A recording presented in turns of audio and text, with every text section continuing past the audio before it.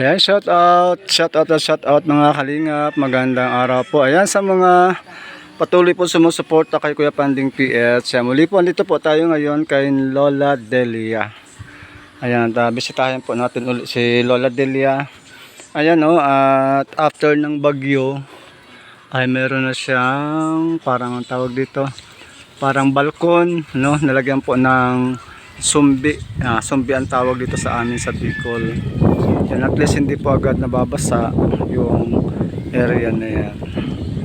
So ayan, at yan, shout out, thank you so much sa atin pong walang sawang tumutulong kay Nanay Delia, si Ma'am Angie ng Alberta, Canada. Shout out po madam, and syempre advance Merry Christmas and a Happy New Year. So yan mga kalingap, magandang araw po sa ating lahat at nandito po tayo uli sa magnanay na PWD. Ayan si Nanay Delia at ayan si Kuya Rodel. Meron po siyang epilepsy, epileptic po siya at yun, medyo talagang alagain po ito si Kuya Rodel. Nanay, kumusta? Kumusta ka na? Nagpagapag vacation. Ha? Ano mga gamot ko. Nagpapagamot ka pa din? Ito. Nagkakuha sa iba. So yan po mga kababayan, si Lola Delia po ay mayroon pong sakit na Parkinson. Kaya ganyan po siya kagalaw, ganyan po siya kalikot. Ano po. So almost ano na rin po yan, mga taon na rin. Ayan, dami niyang gamot mga kalingap. Dami niyang gamot Ang dami. Ayan, so kumusta nanay nung bagyo na nabasa kayo dito? Hindi man? Wow, buti pa yung bahay niyo hindi nabasa. Oo. Sino nagpagawa nitong itong bubong sa labas? Yung ako si Bong pag-uwi ng Panday. Yung anak mo? Yung anak mo? Ayan. So mga kalingap, yan mga kababayan, ayan, so nakikita nyo po ang kalagayan po ni Nanay Delia at syempre si Kuya Rodel. Ayan, mag-inang PWD. Ayan, sana po ay sa mga makakapanood po nito, ayan, si Nanay Delia po ay may Parkinson na sakit.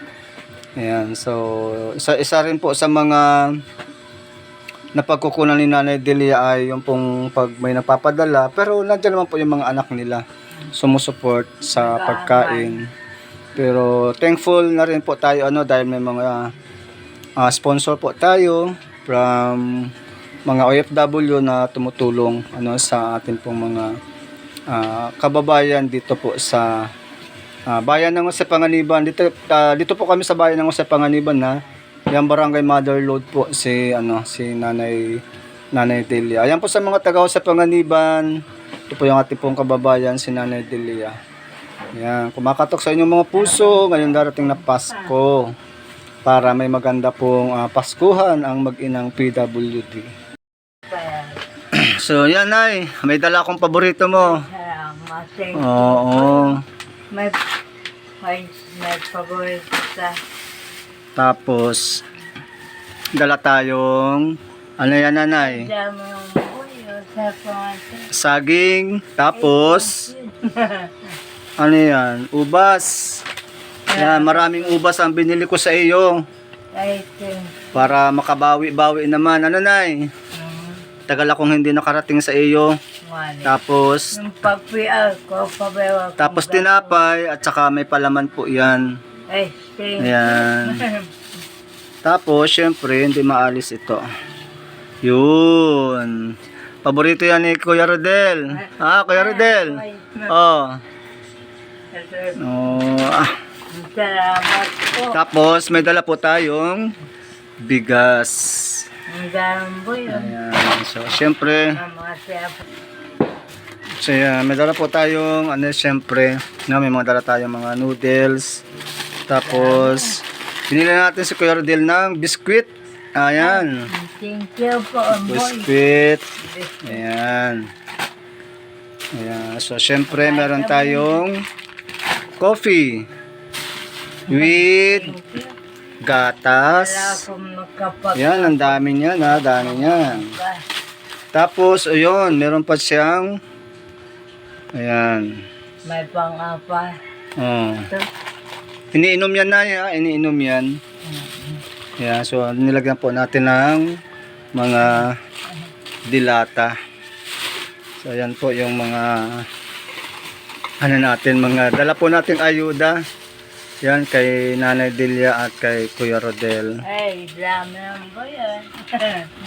Ayan, medyo ano na po yun, ay, ano, hanggang Pasko na yan. Kaya na yan, hanggang Pasko. Bakwa sa typing. So, Bakwa ay. Kagod, buboy. Naman ko yung baling makasko.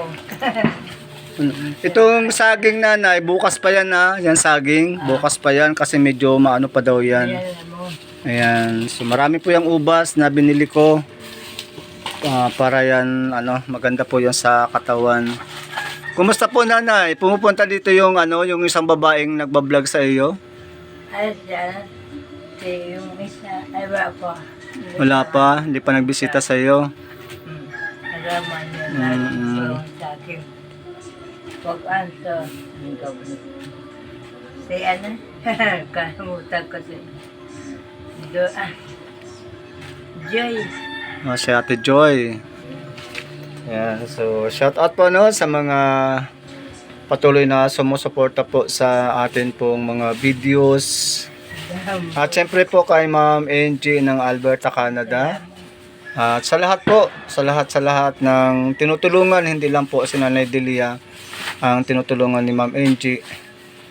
Yan, so talaga napaka-supportive at genuine ang puso. Kahit po senior citizen natin po ang sponsor po natin, ay hindi po talaga sila nakakalimot. Ano na yung ano ang message mo ngayong Pasko? Maraming salamat po habugay sa akin. Papasko na sa amin to. Papasko na yan sa inyo. Ano, sana may sana makabalik pa si Kuya Panding may dala uli bago magpasko. Thank you, Lord. Thank you daw po kay Lord. Papakayaragam. Oh, ito lang, sarap. Isa yan sa mga paborito nilang magnana, yung fried chicken. Nung pag Yan. birthday ko, dapiyag ako. Magkala akong punta rin sa akong kapatid. Kami ito. Salamat po sa bigay sa amin today. Boboy. Boy. Hi, Boy. Kumusta, Boy? Oh, Kuya. Si Kuya Panding. Na-miss ka ni Kuya Panding. Ako, baboy kapon. Ang manyan boy, Kuya Panding, siya taga. Oo, tagal nakabalik ni Kuya Panding Sakit. So, yan po mga kalingap sa lahat po ng mga supporters ni Kuya Panding PH. Yan, patuloy niyo po akong suportahan, like and share, comment. Yan para po patuloy na makapagpatuloy po si Kuya Panding PH kasi yan babalik po ulit si Kuya Panding PH sa pag-scout. At yan kasi talagang marami pong mga vlogger ngayon, especially dito sa amin sa Panganiban, pero hindi po sila mga charity. Kaya ayan, so ngayon ko po naisip yan ibalik uli yung channel ni Kuya Panding PH at yan, sa pamamagitan po ninyo ay may pagpapatuloy po natin yung advocacy ng Kalingap para po sa pagtulong sa mga kababayan po nating katulad po ni Nanay Delia at saka ni Kuya Rodel. Ayan na talaga pong nangangailangan ng financial at yan yung mga ganito pong mga bagay. Malaking saya sa kanila kapag nakakatanggap po sila ng mga bagay na yan. At yan, siyempre po yan po ang advocacy ng Kalingap, ang maghanap ng matutulungan para po sabi nga ay magpadama ng pagkalinga sa mga kababayan po natin. Ayan, sa mga supporters po uli ni Kuya Panding PH. Yan, please support sa akin po mga videos, sa akin po mga pag-live. Ayan. So, God bless and advance Merry Christmas po sa ating lahat, especially po sa mga kababayan po natin mga OFW